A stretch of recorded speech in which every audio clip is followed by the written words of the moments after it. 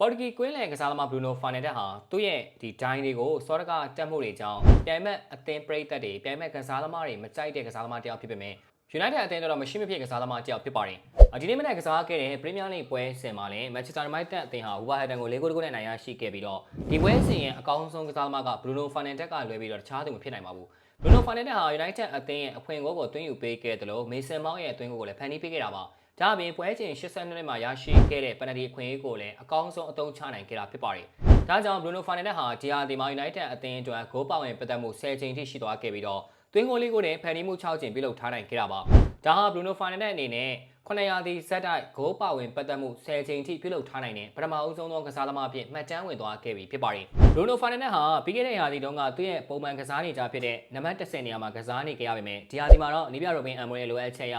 တီးဖြစ်တဲ့ကွင်းလယ်နံပါတ်10နေရာမှာပြောင်းလဲကစားနေရတာပါဒါပေမဲ့ Bruno Fernandes ဟာအသင်းကိုအကောင်းဆုံးထမ်းတင်နေဆဲဖြစ်ပြီးတော့ United အသင်းအတွက်ဒီရာသီမှာသူရယူပေးရတဲ့ရမှတ်က73မှတ်ထိရှိနေတာဖြစ်ပါတယ်လက်ရှိချိန်မှာ United အသင်းဟာရမှတ်25မှတ်နဲ့မပေးစရာအဆင့်6နေရာမှာရပ်တည်နေတာကြောင့် Bruno Fernandes ဟာဒီရာသီမှာ United အသင်းရရှိခဲ့တဲ့ရမှတ်တစ်ဝက်လောက်ကိုရယူပေးထားနိုင်လို့ပြောမှာဖြစ်ပါတယ်ဒါဟာဖန်မန်အသင်းတွေမကြိုက်ပေမဲ့ Bruno Fernandes ဟာ United အသင်းရဲ့အဓိကကစားသမားဖြစ်ရှိနေဆဲဆိုတာကိုသက်သေပြနေလိုက်တာပါ Export ကနေတင်ဆက်ပေးနေပါတယ်ကျွန်တော်ကတော့အောင်ခန့်ပါ